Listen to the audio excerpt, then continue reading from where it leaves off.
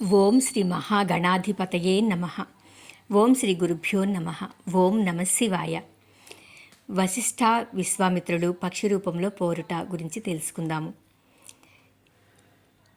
వశిష్ఠ విశ్వామిత్రులు పక్షి రూపములను దాల్చి ఘోరంగా పోరుచుండగా 100 ఆమడల పొడవును లావును గల ఆ పక్షులు యుద్ధం చేయుచున్న భూమి అంతా కూడా గజగజ వణుకుచున్నది. సముద్రములు అల్లకల్లోలములవుతున్నాయి. పర్వతములు విరిగిపడుచున్నాయి. అష్టదిక్పాలకులు భయపడిరి. భూమి యందు ఉత్పాతములు పుట్టి ప్రజానాశనమవుచున్నది. ఆ విధముగా భూమి యందు ఉత్పాతములు పుట్టుట చూసి దేవేంద్రాది దేవతలు బ్రహ్మకు విన్నవించారు. బ్రహ్మ ఆ మాటలు విని దేవేంద్రాదుల వెంట పెట్టుకొని పక్షుల పోరుచున్న తావునకు వచ్చి, ఓ మునులారా, మీరు ఉభయులను ఇతరుల విషయములందు కలుగ చేసుకొని వృధాగా లోకములను కీడును చేయుచున్నారు. మీరు ఇద్దరును బ్రహ్మ ఋషులై ఉండి పోరుట తగదు. మీరు పక్షి రూపములను వదిలి మీ నిజ రూపములను పొందుడు అని పలికెను. పక్షి రూపములను వదిలి వశిష్ఠ విశ్వామిత్రులు బ్రహ్మ ఎదుట నిలబడ్డారు. వారిని బ్రహ్మ చూసి, ఓ మునులారా, మీరు లోకములన్నిటి యందు పూజింపబడుచున్నవారు. అటువంటి మీరు రాక్షస స్వభావములను పొంది తగవులాడుకుంటున్నారు. వశిష్ఠ విశ్వామిత్రుడు హరిశ్చంద్రుని బాధించుట చేతనే కదా అతడు సత్యహరిశ్చంద్రుడు అనే పేరును పొందియున్నాడు. పైగా ఎప్పుడో జరిగిన విషయమును గురించి ఇప్పుడు తగవులాడకూడదు. ఇప్పుడు మొదలు మీరు అన్నదమ్ముల వలె స్నేహంతో ఉండవలనని చెప్పాడు. ఆ బ్రహ్మ వాక్యములను వశిష్ఠ విశ్వామిత్రులు విని ఆనందము పొంది ఒకరిని ఒకరు ఆలింగనము చేసుకుని బ్రహ్మను స్తోత్రము చేయగా బ్రహ్మ దేవతలతో కూడా అదృశ్యమయ్యాడు. మునులు ఎవరి తావులకు వారు వెళ్ళారు అని చెప్పాడు. ఆ మాటలు జైమిని విని మహా సంతోషమును పొంది, ఓ పక్షులారా, జంతువులు ఎట్లా పుట్టును?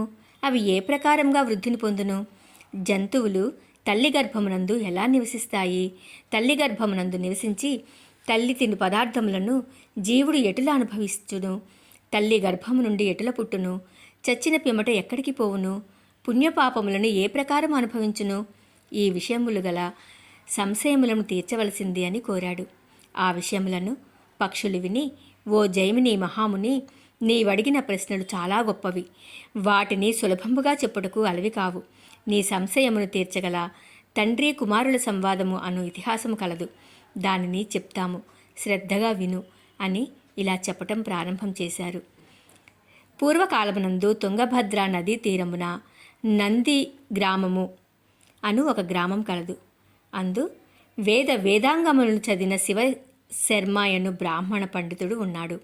అతనికి వెంకట శర్మయను కుమారుడు కలడు.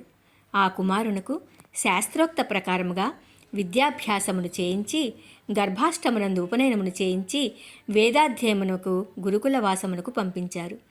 ఈ విధంగా వెంకట శర్మ 7 సంవత్సరములు వేదాభ్యాసమును చేసి గురువు వద్ద అనుజ్ఞను పొంది గృహంబునకు వచ్చి తల్లిదండ్రులకు నమస్కరించి నిలబడ్డాడు.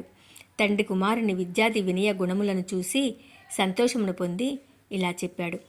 ఓ పుత్రరత్నమా, నీవు గురువుల వలన వేదాది సకల విద్యలు అభ్యసించిన వచ్చిన వాడవు కనుక గృహస్థాశ్రమమును స్వీకరించుటకు తగిన వాడవని చెప్పాడు. తండ్రి చెప్పిన మాటలకు కుమారుడు వెంకట శర్మ విని పకపకా నవ్వి ఇట్లా అని తండ్రితో చెప్పాడు. ఓ తండ్రి, నేను పూర్వజన్మమునందే వేదాది సకల విద్యలను అభ్యసించి ఉన్నాను. ఆ విద్యలన్నీయు నాకు స్పృహయందున్నాయి. వాటిని లోక ధర్మమునకు గురుకుల వాసము చేసి అభ్యసించి తిని గాని వేరు కాదు. మీ వంటి తల్లిదండ్రులను అనేక మందిని బంధువులను చూసి తిని మూత్ర పురీష యుక్తమగు మాతృగర్భ నరకంబును అనేక పర్యాయములు అనుభవించాను. జరామరణాది దుఃఖహేతువైన సంసారాది సుఖంబులను ఎరుగుదును. కర్మ చేయుట వలన మరల జన్మహేతువగును కానీ మోక్షము కలగదు. నేను జన్మ కారణమైన సంసార సుఖంబును కోరను. 4 వేదంబుల వల్లను మోక్ష జ్ఞానంబును పొందితిని అని చెప్పాడు. కుమారుని మాటలు విని శివశర్మ ఆశ్చర్యమును పొంది, కుమారా, నీకు చిన్నతనమునందే ఇంత జ్ఞానం ఎలా కలిగినది అని ప్రశ్నించాడు. అందులకు కుమారుడు ఇలా అన్నాడు. తండ్రి, నేను పూర్వజన్మమునందు బ్రాహ్మణుడనై పుట్టి నిశ్చల తపంబున పరబ్రహ్మమును గూర్చి తపంబు చేసి జ్ఞానంబును పొంది ప్రారబ్ధం భోగతో నస్యో తత్వజ్ఞానేన నిశ్చితం సంచితం ఆగామిద్విధం కర్మకద్వేషి ప్రియవాదినః అని చెప్పబడి ఉన్నది. సంచితం అంటే క్రిందటి జన్మ నుంచి తీసుకుని రాపడినది. ఆగామం అంటే ఈ జన్మమునందు చేసినది, చేయుచున్నది, చేయదలచినది. ఈ 2 విధములైన కర్మలు తెలిసి గాని తెలియక గాని ఇష్టము ఉన్నను ఇష్టము లేకపోయినను సుఖము దుఃఖము అనే రూపమున ప్రతి మనుష్యుడు అనుభవించక తప్పదు. అందువలన మీ యందు జన్మము నొందాను. నాకు బ్రాహ్మణాది శాపములు లేవు. నా యొక్క ప్రారబ్ధము ఈ జన్మతో తీరిపోవుచున్నది. నేను తపము చేసి ముక్తికి పోవుదును అని చెప్పాడు. ఆ మాటలు శివశర్మ విని కుమారుడైన వెంకటశర్మను చూసి, నాయనా, జంతువులు ఎలా జన్మించును, ఎట్లా వృద్ధి పొందును, మాతృగర్భమునందు ఎట్లా నివసించును, ఎట్లా వెలువడును, తల్లి గర్భమునందు ఉన్నప్పుడు తల్లి తినిన పదార్థములను ఎట్లా తినును, మృతి పొంది ఎచ్చటకు పోవునని ప్రశ్నించాడు. తండ్రి మాటలు విని వెంకటశర్మ ఇలా చెప్తున్నాడు. ఓ తండ్రి, వినుము. సంసారము అను రథచక్రము ఎన్నటికి నశించదు, ఆగదు. నీకు తెలియనట్లు చెప్పుచున్నాను. శరీరము నుండి వేడి అను పేరుతో జఠరాగ్ని ప్రకాశించుచూ ఉంటుంది. ఆ జఠరాగ్ని వలన మనము తిను పదార్థములు జీర్ణమవుతాయి. ఆ పదార్థమును నుదానము అను వాయువు చేరకుండునట్ల చేయుచు శరీరమునందు అంతటను వ్యాపింపచేయును. అందువలన శరీరము దారుఢ్యము ఆరోగ్యములు కలిగి వృద్ధిని పొందుచుండును. ధర్మచింత గలవారికిని, అన్నదానము చేయువారికిని, అబద్ధములు పలుకని వారికిని సుఖమరణంబు కలుగును. వస్త్రదానము చేయువారికి చలిబాధయుండదు. ఉదకదానము చేయువారికి దాహము ఉండదు. ధర్మములు చెప్పువారికిని, జ్ఞాన మార్గమును చెప్పేడు వారికిని మోక్షము కలుగును. పక్షపాతముగా మాట్లాడు వారికిని, అసత్యము పలుకు వారికిని, ఇతరుల బాధించు వారికిని, వేదములను దేవతలను క్షేత్రములను దూషించువాడు కాలాంతమునందు అనేక బాధలు పడి మరణించును. పాపాత్ములకు మరణకాలమునందు యమదూతలు అనేక విధములైన భయములను కలగచేయు రూపములు కలవారై కత్తులు గదలు మొదలగు ఆయుధములు ధరించి మోదుచు పాపుల దేహముల నుండి జీవుని బయటకు లాగుదురు. దానిని యాతనా శరీరమున ప్రవేశపెట్టి మోదుచు భయంకరములగు నరకంబుల వెంట తీసుకుని పోవుదురు.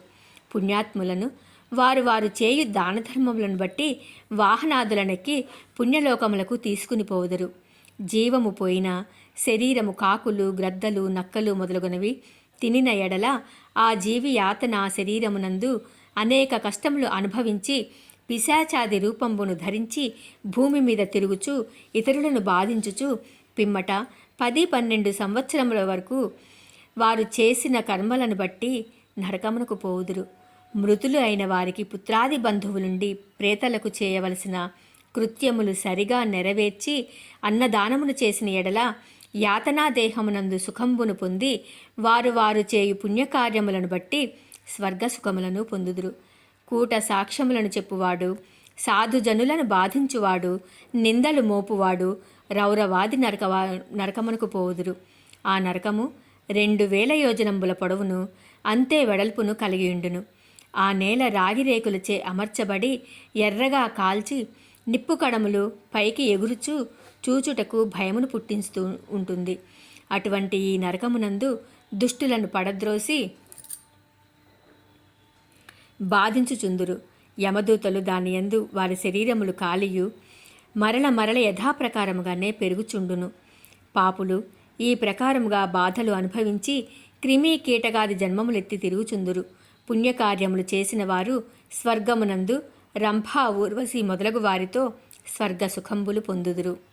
ఓం నమః శివాయ.